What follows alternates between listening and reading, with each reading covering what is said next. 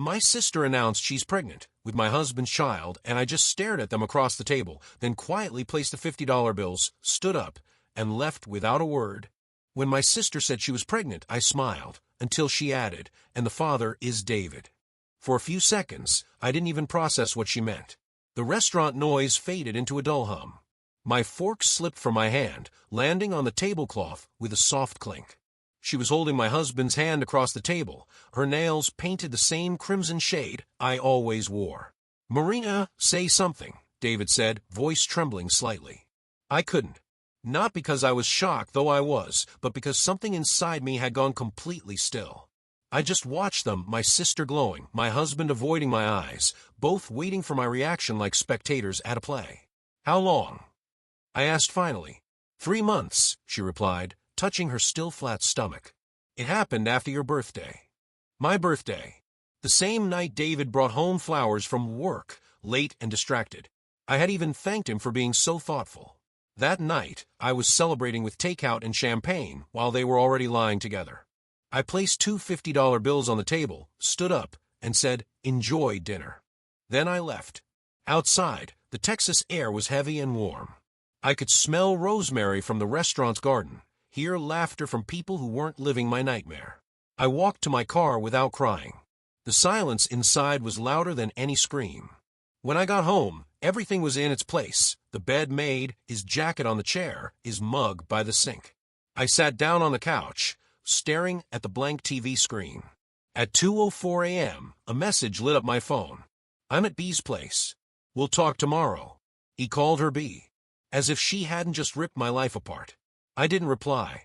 I just sat there until dawn, watching the first light touch the framed photo of the 3 of us at my graduation, me in cap and gown, David beside me, Beatrice smiling with her arm around my shoulders. That smile looked different now. The morning after, I didn't go to work. I sent a short email, "Family emergency. We'll update soon." Then I sat at the kitchen counter, staring at the half-empty coffee mug David had left the day before. It still had his fingerprint on the handle. I opened my laptop, not to distract myself, but to document everything. My mind had already switched from grief to strategy. I saved screenshots of his messages, photos, our joint bank statements. I didn't know exactly why yet, but instinct told me to prepare. At 9:27 a.m., I received another text. "We didn't mean to hurt you, but it just happened. Please don't make this worse than it is." Worse than it is. My husband had impregnated my sister, and I was being asked not to make it worse. The absurdity almost made me laugh. I scrolled through my photos, stopping on one from last Christmas, Beatrice sitting cross-legged on the rug, opening the bracelet I'd bought her. She'd cried that day, saying, "You're the only one who really supports me, Mari." I closed the photo before I could feel anything. Around noon, my mother called. "Honey, Beatrice just told us the news. We should all meet and talk calmly." "Did she also tell you who the father is?" I asked. A pause. "Marina, she made a mistake. But the baby—" "Don't," I interrupted. "Don't say the baby deserves love. I know that line already." My mother sighed. "You've always been the strong one. Beatrice needs support now." That sentence hit harder than the betrayal itself. Even after everything, I was still expected to be the responsible one, the one who swallows pain quietly while the rest of the family rearranges their guilt. By evening, David showed up at the apartment. He didn't have a key anymore. I'd changed the code that morning. He rang the bell twice, then knocked. "Marina, please. Let me explain." I opened the door just enough for him to see me, not to enter. His face was pale, his eyes bloodshot, hair messy like he hadn't slept. "There's nothing to explain," I said. "It wasn't supposed to happen. I was lost. You were always so focused, so distant lately. So you decided to get close to my sister instead." He looked down, ashamed, or pretending to be. "I love her, Marina. I didn't plan it." That was when I finally smiled. "Good. Then you can plan your life without me." I shut the door quietly, not slamming it. The click of the lock was louder than any goodbye. That night, I finally cried. Not for him, he wasn't worth that, but for the version of me that believed in loyalty, in family, in love built on effort and trust. I lay on the cold floor, tears soaking into the rug, feeling like I was mourning someone who had just died. By morning, the tears were gone, replaced by a sharp, unfamiliar calm. I brewed coffee, turned on my laptop, and opened a new spreadsheet titled Plan B. It wasn't revenge. Not yet. It was survival. Step 1, call my lawyer. I'd helped enough clients negotiate contracts to know the importance of documentation. David and I had signed a prenuptial agreement 4 years ago, mostly to protect my assets, since I was already earning triple his salary back then. It clearly stated that infidelity voided any claim to shared property.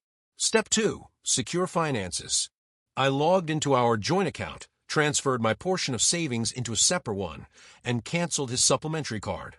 The confirmation email arrived instantly. A small satisfaction. At 11 a.m., I received a message from Beatrice. Can we talk? I don't want us to be enemies. Please. Enemies. As if that word belonged to the category of sisters. I stared at her message for a full minute before typing. We stopped being sisters when you touched my husband. Then I deleted it and wrote instead. Not today. She replied instantly. You're being dramatic. Love isn't math. It happens. That was so like her, romanticizing her selfishness as if it were destiny. In the afternoon, my best friend Lila dropped by with wine and Chinese takeout. She didn't say, I'm sorry, or you'll get through this. She just poured the wine, handed me chopsticks, and said, tell me everything. When I finished, she leaned back and said quietly, this isn't just betrayal. This is invasion. She took your life piece by piece. Her words stayed with me all night. Invasion. That was exactly it. Beatrice hadn't just stolen my husband. She'd stolen the image of my stability, the story I'd built.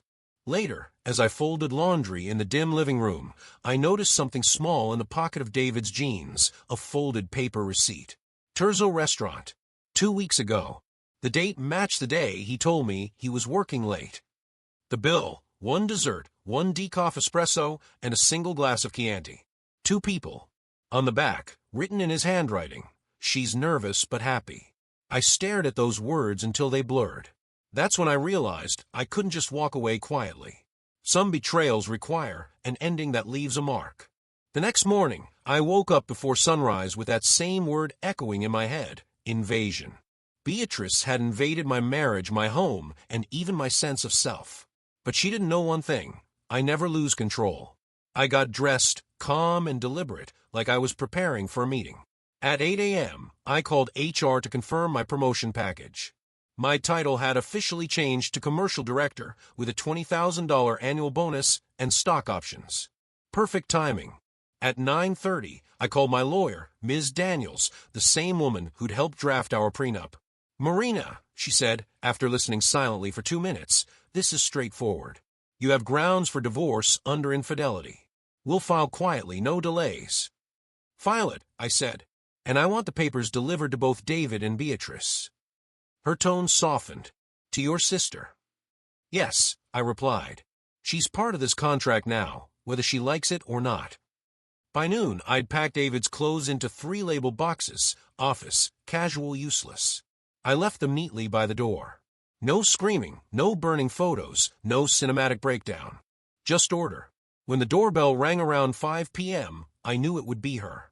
Beatrice never could stay away from drama.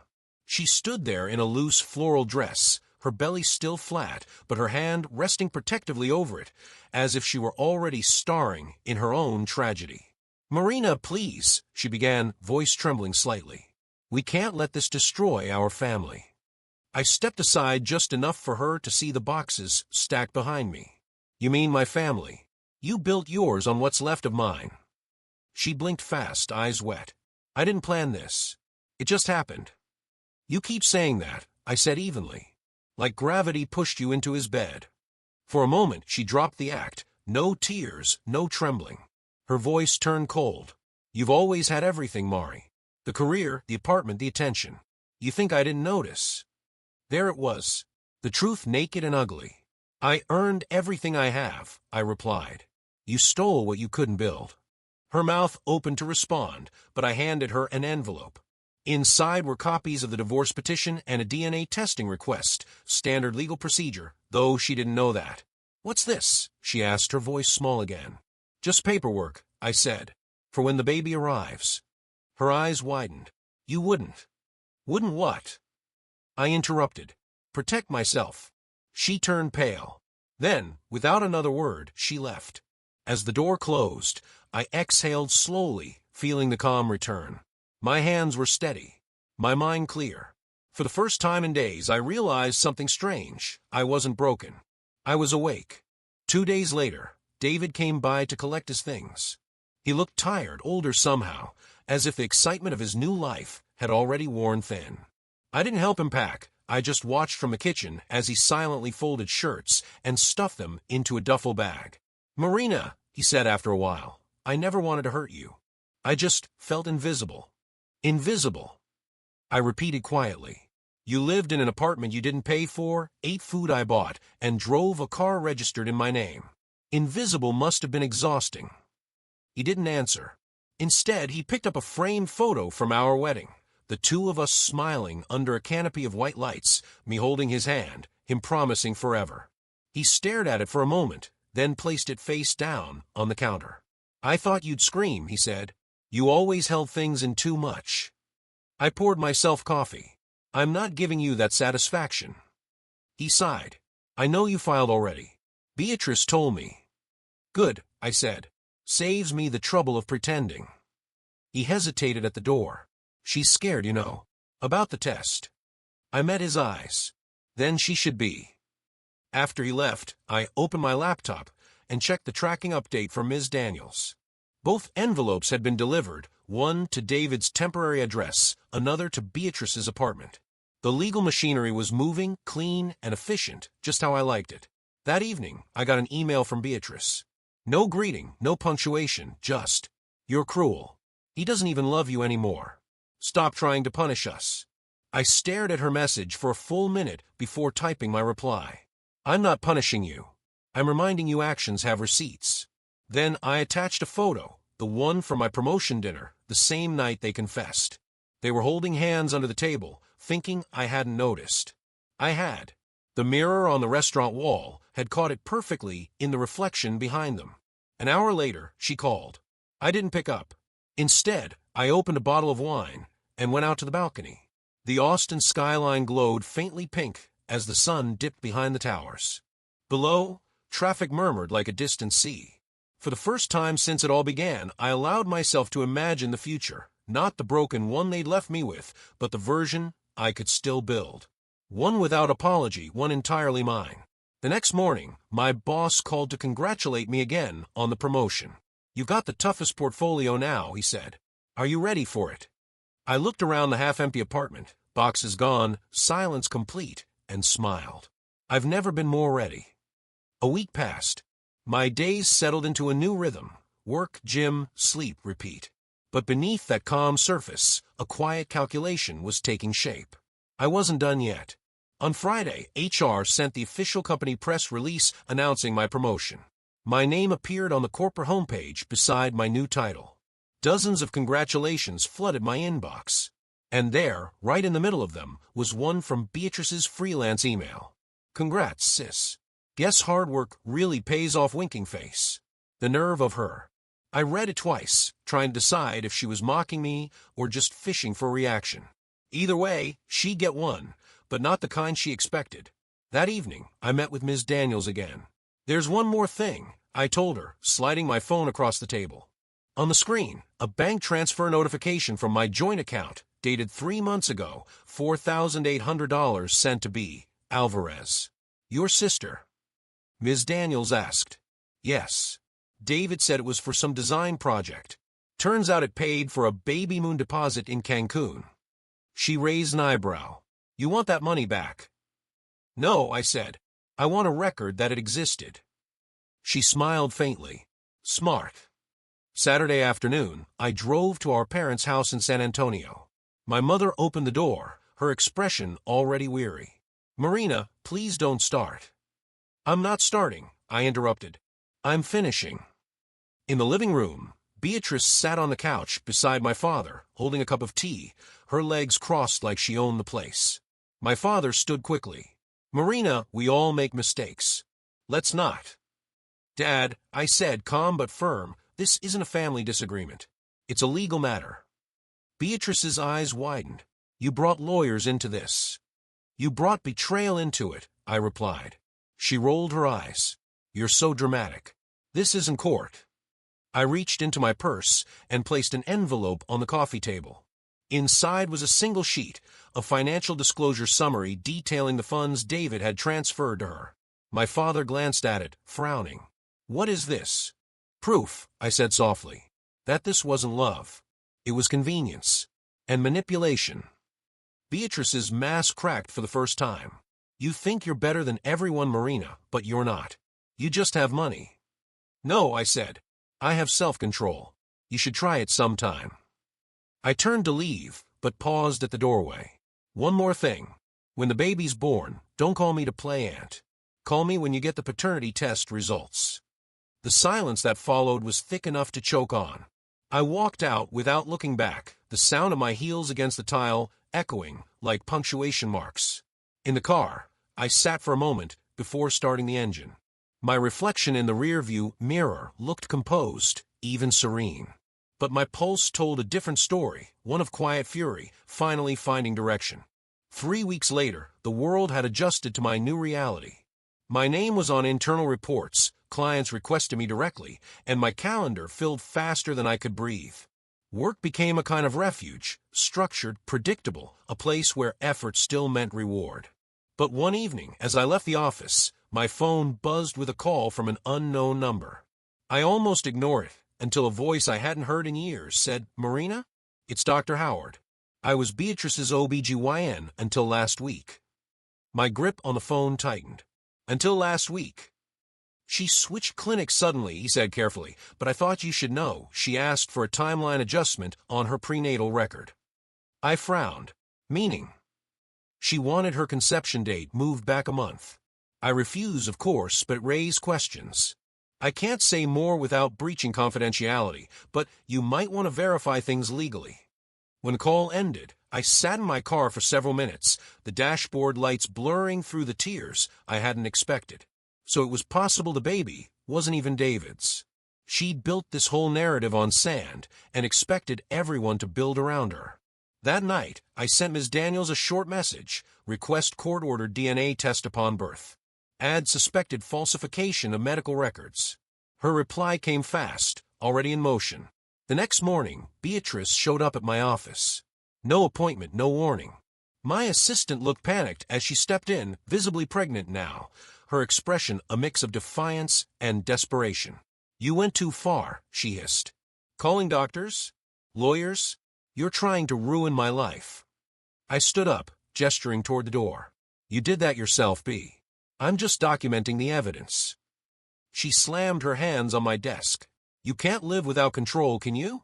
That's why David was never happy. I took a slow breath. If control means not betraying the only person who ever helped you, then maybe you should have tried it. She stared at me, eyes blazing, then her tone shifted, soft, pleading. You win, okay? You always win. Just stop this. I tilted my head. This isn't about winning. It's about truth. You've lied to everyone so long you think reality's negotiable. She swallowed hard, voice trembling now. You wouldn't do this to your own sister. I met her gaze without blinking. You stopped being my sister when you slept with my husband. Security appeared at the door. She looked around, humiliated, and muttered, You're cold, Marina. Efficient, I corrected. There's a difference. When she finally left, my office felt heavier somehow, like the air itself had witnessed something final. I closed my laptop, stared out the window at the glowing skyline, and whispered to myself, almost over. But deep down, I knew. The real reckoning hadn't even begun. The reckoning arrived on a gray Monday morning. I was in a client meeting when Ms. Daniels texted one word, results.